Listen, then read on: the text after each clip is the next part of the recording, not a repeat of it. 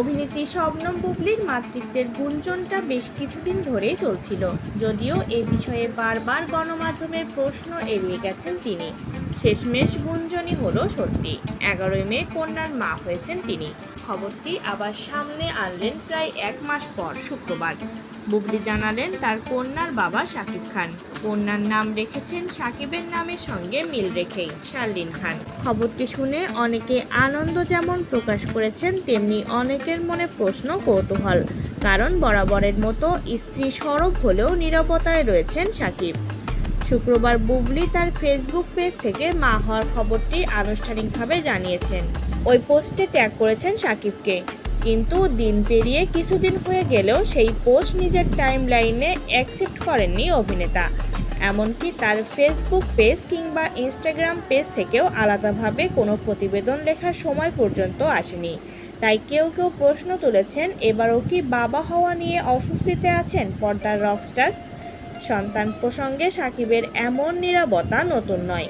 আগের 2 ছেলের ক্ষেত্রেও একই ঘটনা দেখেছে দর্শক। 2016 সালের 27শে সেপ্টেম্বর শাকিব ও অপু বিশ্বাসের সংসারে জন্ম নেয় আবরাম খান জয়। সে খবর আড়ালে রেখেছিলেন দুজনে। অনেকদিন পর হাটে হাঁড়ি ভাঙেন অপু। সন্তানসহ টিভি লাইভে এসে জানান বিস্তারিত।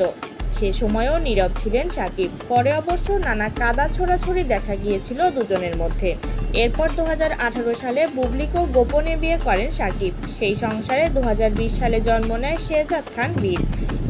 এ সন্তানের খবরও তারা গোপন রাখেন। পরে বুবলী বিষয়টি সামনে আনলেও চুপ থাকেন শাকিব। অপুর মতো একই কায়দায় বুবলীর সঙ্গেও তার মতানৈক্য প্রকাশ্যে আসে।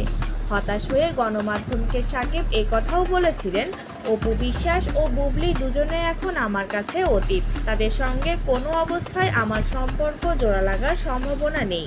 অতীত মানে তারা অতিথি। তবে সে অবস্থান থেকে সরে এসে বুবলীর সঙ্গে বিবাদ মিটিয়ে নেওয়ায় তাদের ভক্তরা অনেক খুশি।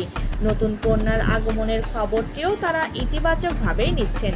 কিন্তু ঘুরে ফিরে অনেকের মনেই প্রশ্ন, শাকিব এখনও কেন সেই চেনা নীরবতায় ডুব দিয়ে আছেন?